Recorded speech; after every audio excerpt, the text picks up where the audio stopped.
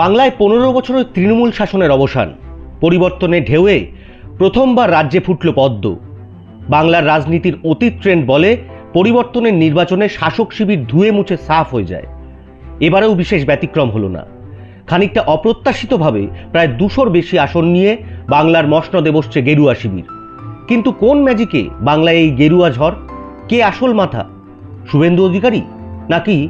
থাক, সেই নামটি জানাচ্ছি একটু পরেই। ধর্মীয় মেরুকরণ, প্রতিষ্ঠান বিরোধিতা, নির্বাচন কমিশনের ভূমিকা হয়তো বিজেপির জয়কে ত্বরান্বিত করেছে, কিন্তু আসল তুরুপের তাস ছিল কিন্তু অন্য। যে জায়গাটায় বিজেপি বারবার তৃণমূলের কাছে পিছিয়ে পড়ছিল, এবার ঠিক সেখানেই মেরামত করে এক অভূতপূর্ব সাফল্য পেল গেরুয়া শিবির। আর তার কাণ্ডারি কে জানেন? নামটা কিন্তু বিশেষভাবে তাৎপর্যপূর্ণ। সেই ব্যক্তির নাম এবং তার কাজ সম্পর্কেই জানাবো আপনাদের। তবে তার আগে এই ধরনের নানান প্রতিবেদন শুনতে সাবস্ক্রাইব করুন আমাদের চ্যানেল দূরবীনে দুনিয়া, ফলো করুন আমাদের ফেসবুক পেজও। বাংলা সংস্কৃতি, বাঙালি অস্মিতা আপাতত বঙ্গ রাজনীতির তুরুপের তাস, আর সেই তাস কে কিভাবে ব্যবহার করবেন সেটাই মুনশিয়ানা। তাতে প্রথম দফায় বিজেপি স্টার মার্ক নিয়ে পাশ করেছে, তা বলতেই হয়। বাংলার সঙ্গে বিজেপির দূরত্ব মুছে তথাকথিত গোবলয়ের দলকে বাঙালিয়ানায় জারিত করে তবেই বঙ্গবিজয়ে সক্ষম হলো গেরুয়া শিবির।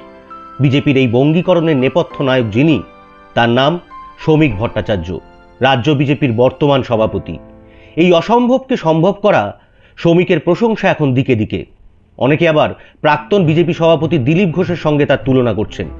সেই তুলনায় না গিয়েও বলা যায়, শ্রমিক অন্তত বঙ্গ বিজেপিকে অনেকটা নতুন আঙ্গিকে বাংলার মাটিতে প্রতিষ্ঠা করেছেন। শ্রমিক ভট্টাচার্য নিজে একজন বিদগ্ধ সংস্কৃতিবান মানুষ। মূলধারার রাজনীতির আগে তিনি রাষ্ট্রীয় স্বয়ংসেবক সংঘের সঙ্গে দীর্ঘকাল যুক্ত ছিলেন। সেখান থেকেই সম্ভবত নিজের সংস্কৃতির প্রতি শ্রদ্ধার ভাব তিনি আত্মীকরণ করেছেন। এরপর বিজেপিতে যোগ দিয়ে কেরিয়ার শুরু করার পর কম ঘাত প্রতিঘাতের মধ্যে দিয়ে তাকে যেতে হয়নি। 2025 সালে শ্রমিক রাজ্য বিজেপির সভাপতি হন। তারপর থেকে গোবলয়ের দল তকমাটি বিজেপির গা থেকে ঝেড়ে ফেলতে সক্রিয় হয়েছেন তিনি। 26-এর বিধানসভা ভোটের আগে সেই কাজটি করার জন্য বিশেষ সময় সুযোগ পাননি তিনি।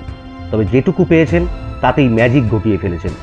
বিজেপির বঙ্গজয়ের নেপথ্যে একজন যদি হন শুভেন্দু অধিকারী, আর একজন নিঃসন্দেহে শ্রমিক ভট্টাচার্য।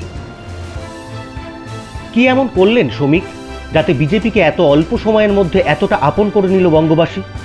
এমনি তো আর ম্যাজিক ফিগার ছাড়িয়ে 200 পেরোয়নি গেরুয়া শিবির। জনগণ মনের অধিনায়ক হয়েই এই পারফরমেন্স। মোদি শাহকে শ্রমিক বারবার বুঝিয়েছেন বাঙালিয়ানা বাংলার রন্ধ্রে রন্ধ্রে, তা এড়িয়ে বঙ্গে ক্ষমতা প্রতিষ্ঠা সম্ভব নয়। শ্রমিক বুঝিয়েছেন কথায় কথায় বাঙালি মনীষীদের রেফারেন্স দিতে হলে তাদের ভালোভাবে জানা দরকার। শ্রমিক এও বুঝিয়েছেন বাঙালি মানেই দা অথবা বাবু নয়।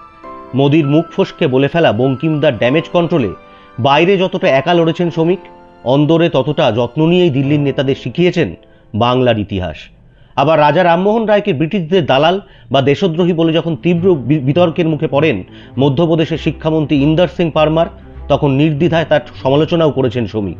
এখানেই শেষ নয়, বিরোধীদের তৈরি করা মিথ ভাঙতে নিজের রান্নাঘরের ছবিটা তুলে ধরে বুঝিয়েছেন খাঁটি বাঙালির মতো তিনিও মাছপ্রেমী। এই যে ঘন ঘন মোদি শাহ এসেছেন প্রচারে, তাতে সদা সর্বদা সঙ্গী ছিলেন রাজ্য সভাপতি। কখনো তিনি মোদির হাতে তুলে দিয়েছেন বাঙালি মনীষীদের ছবি, কখনো দিয়েছেন কবি সাহিত্যিকদের ছবি, কখনো বাঙালির ম্যাটিনি আইডল উত্তম কুমারের ছবি। বাঙালি অস্মিতায় শান দিতে এর চেয়ে বড় বুদ্ধিদীপ্ত পদক্ষেপ আর কী বা হতে পারত? বাঙালি পরিযায়ী শ্রমিকদের ওপর অত্যাচারের বিরোধিতায় তৃণমূল কংগ্রেস যতটা বাঙালি আবেগকে রাজনীতির ময়দানে এনে ফেলেছিল, তেমন প্রকাশ্য প্রতিবাদের চেয়ে শ্রমিকের সযত্নে এ ধরনের পাঠদান ঢের কার্যকরী হয়েছে। তার হাতে গরম প্রমাণ 26-এ বিজেপির বঙ্গ বিজয়। তাই রাজ্য সভাপতি হিসেবে শ্রমিককে 100-এ 200 দেওয়া অস্বাভাবিক নয় হয়তো।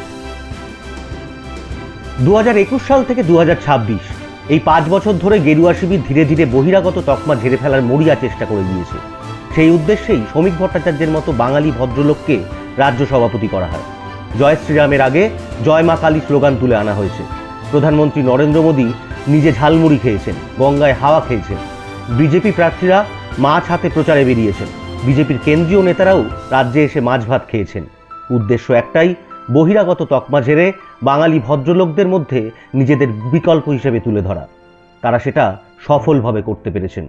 আর তা করার পিছনে একটাই নাম, শ্রমিক ভট্টাচার্য, বাংলায় বিজেপির ক্ষমতা দখলের এক এবং একমাত্র নিঃশব্দ কাণ্ডারি। এই ধরনের নানান প্রতিবেদন শুনতে সাবস্ক্রাইব করুন আমাদের চ্যানেল দূরবীনে দুনিয়া, ফলো করুন আমাদের ফেসবুক পেজও। ধন্যবাদ।